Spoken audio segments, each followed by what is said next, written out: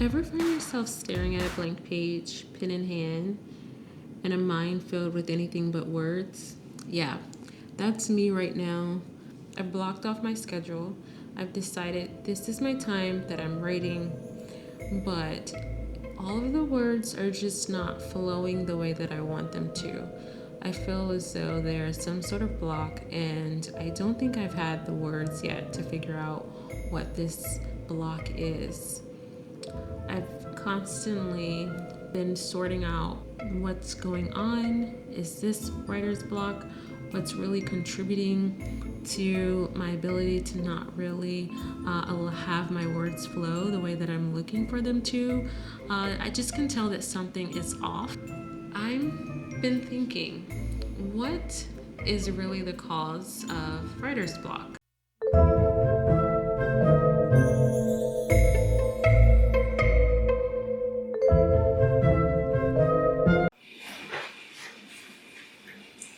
You're back.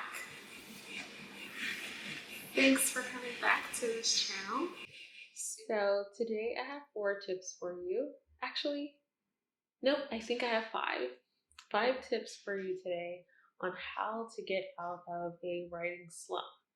So let's get started. I think that's something that we should definitely cover on this channel.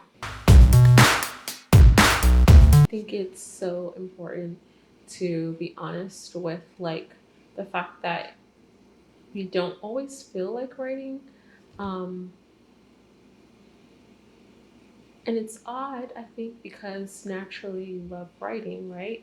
But at times there are instances where you avoid it, or you may find yourself avoiding it, or you may find that it may not be as good as you would like for it to be your work, you know? And so I think I have a few tips today to go over to help move out of writing slumps. So, tip number 1. I think the first tip that we can focus on today when it comes to, getting out of a writing slump is, our critical side. Are we judging our work? Are we looking at our work and saying, oh, is it good enough? Oh, I could be writing more eloquently.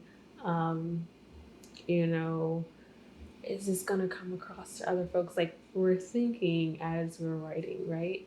So I think taking a step back and writing without judging your work is really important, and it really plays to your level of, you know I guess, acceptance of your, thoughts, the authenticity, the direction that you're heading in that particular writing piece. So, yeah, that's tip number 1.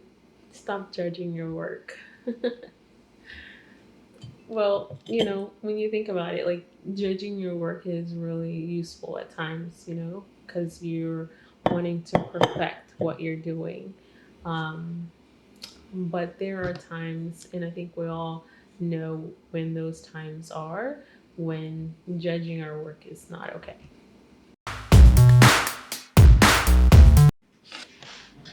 Tip number 2. Um, so the second tip that I have to get out of a writing slump would be to be honest with your writing style. So what I mean is, when you're going the self-publishing route, there are times when you do, um, or some folks may experience the urgency to move on to their next phase in their writing. You're thinking about the fact that you have to get your work through the editing side, and you have to move over to like production for layout, and then it has to go to the printer, and then you have to go through the marketing side. And when you're thinking about all of those expenses, you're like, oh, I don't think I have time to accept the way that I, freely write.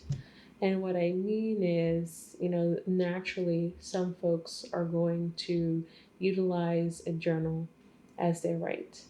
Some folks are going to write on paper, you know, scraps of paper, whatever they can find. And then you have folks who are going to utilize devices like their phone, and collect all of their chapters or content there. Then you have those folks who are naturally going to just freely type right into either their iPad or their computer, and the writing piece is already electronically served. But then you have some folks who are going to record, their work. Like, it's so natural for them to just talk about their writing piece as opposed to writing it. And so I think, of saying all that, I think it's important to just understand, what format of writing is most authentic to you, to where you're most creative, and stick with that. Don't try to force yourself to, you know, type directly from your head into the computer if you're naturally a pen and paper type of person.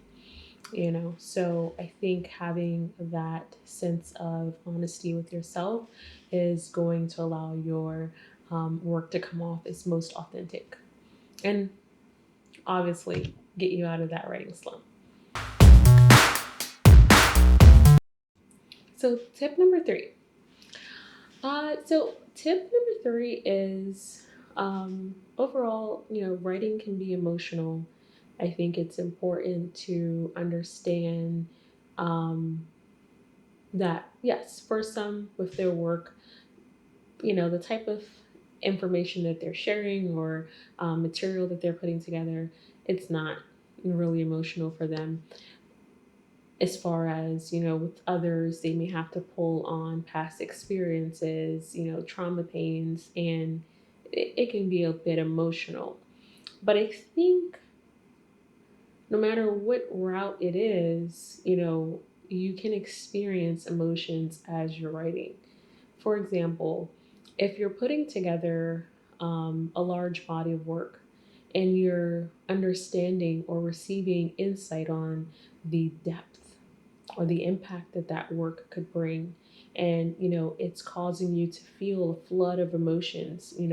Maybe you're overwhelmed by the workload, and how it's such a heavy lift, or maybe you're surprised by how valuable you're beginning to see the content will be, to folks, and to your target audience. So that's one way where you may find that you've paused or you stopped writing because you're still trying to kind of sort out what you're really feeling, or what you're really dealing with. And for some folks, it may take a shorter period of time to collect their thoughts and their feelings, and have all of them come together into a realm of understanding. And then for other folks, it takes a little more time, and they may consider that to be a pause in writing, or experience is as if it's a writing slump for them.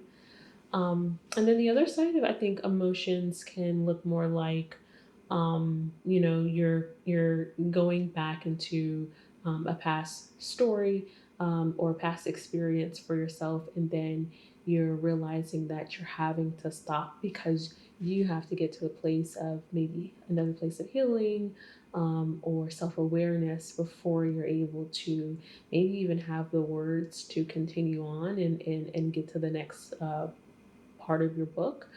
Um, so yeah, I think having moments of pause, and gaining your level of understanding, and having self-awareness really helps with getting back into your writing, and kind of having that sense of peace, and knowing that it's okay to pause and collect yourself, or collect your thoughts, and become more self-aware, is okay. Like, it's acceptable, and once you've gotten to that level of understanding that you're okay with, then you can find that your thoughts are flowing a little bit more freely because you went in deep and sorted through what you were thinking or feeling um, more intuitively. So I think like,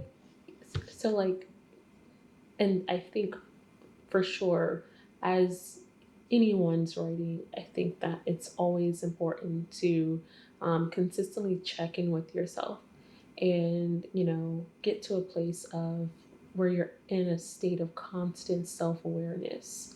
And once you're there, once you've reached your state of honesty, then you can continue to write and feel a little bit more like your thoughts are freely able to flow. So, tip number 4, we're moving pretty fast through these. Tip number 4 is journaling can really help you get out of a writing slump. And I'm not talking about like a structured journal prompt. If any of you guys have heard about morning pages, I really feel as though that's a concept for a reason. And for me, I found that journaling really can allow you to dump. So taking the approach of journaling where you're um, coming to your um, journal session, taking maybe 20 minutes to just freely write whatever is coming to you. I truly think that that is the a little trick that I usually use when I'm experiencing a writing slump. Journaling just helps me to collect my thoughts and emotions at times. I'm pretty sure others have noticed that as well for them. And I'm interested to know more about like what journaling does for any one of you who are watching. So yeah, comment below if you feel as though that's a tip that you lean into, if it works for you, if it doesn't. I'm curious to know. So the final tip, tip number 5, is prayer really helps. On this channel, you will get some insight in relation to my background. My background is my faith. I'm a really true believer in God, and I feel as though God reveals ideas. He gives people one of a kind ideas that they otherwise wouldn't have gotten, and for that particular person. And so I think that for those folks who are spiritual, when you look at prayer amongst various religions, you have folks who pray multiple times in a day.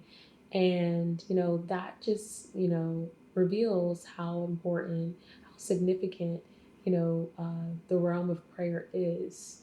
You hear people say, go clear your mind, go meditate, different things that are fairly similar to where you're, leaning on a spiritual source in order to gain some insight or clarity.